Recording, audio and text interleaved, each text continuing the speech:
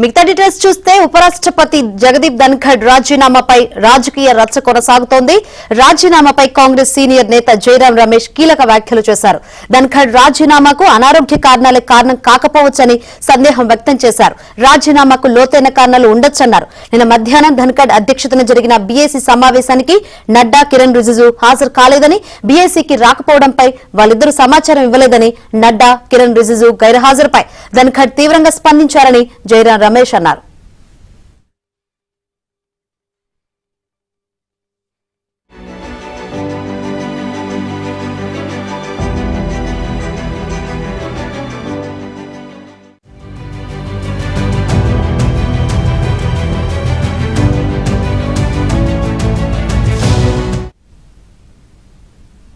రాజీనామా అనేది ధన్ఖడ్ స్వవిషయం అని కాంగ్రెస్ అధ్యక్షుడు ఖర్గే అన్నారు.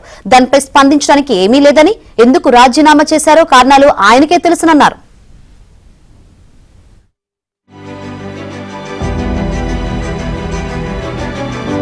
कारण उन्हीं को मालूम, उससे कुछ हमारा लेना देना नहीं. सरकार जाने और उन्हों जाने, तो इसमें हमारा कोई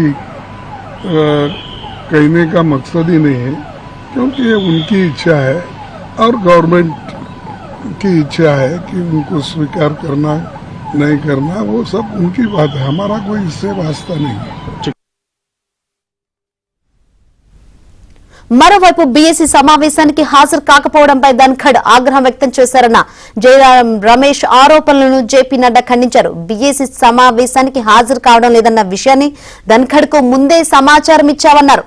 రాజ్యసభ చైర్మన్ స్థానాన్ని అగౌరవపరచలేదన్నారు.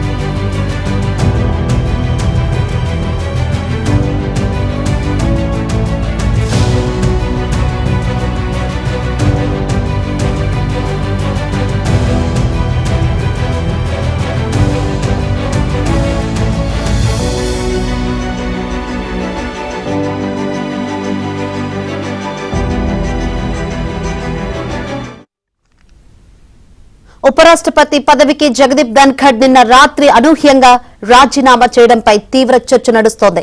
పదవీ కాలం ముగియక ముందే ఆయన రాజీనామా సమర్పించడంపై పలువురు అనుమానాలు వ్యక్తం చేస్తున్నారు.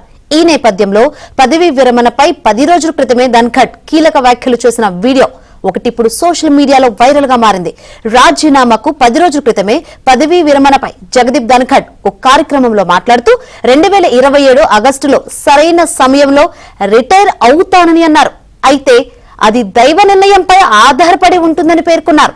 ఈ వీడియో ఇప్పుడు వైరల్ గా మారింది. 10 రోజుల క్రితం 2027 ఆగస్టులో రిటైర్ అవుతానన్న ధన్ఖడ్ అకస్మాత్తుగా రాజీనామా చేయడం ఏంటంటూ ప్రశ్నలు వినిపిస్తున్నాయి. I will retire at the right time.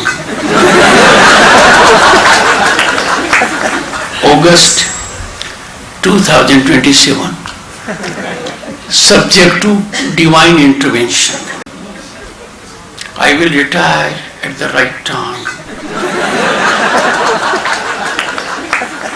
August 2027.